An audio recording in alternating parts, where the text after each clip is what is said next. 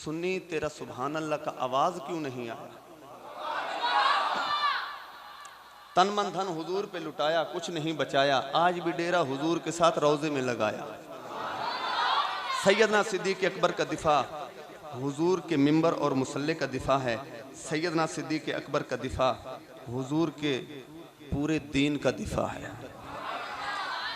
मेरे पाक पैगंबर ने सहाबा रज़ी अल्लाह ताला अलैहिम अजमईन को मुखातिब होके कहा कि मैं अपनी मसनद दा वारस,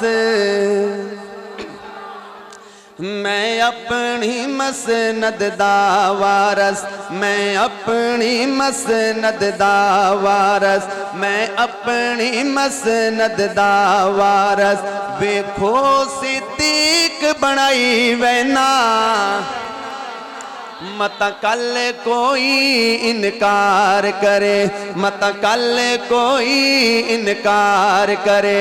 सारे खदशात मिटाई वैना, मैं अपनी मसनद दा वारस।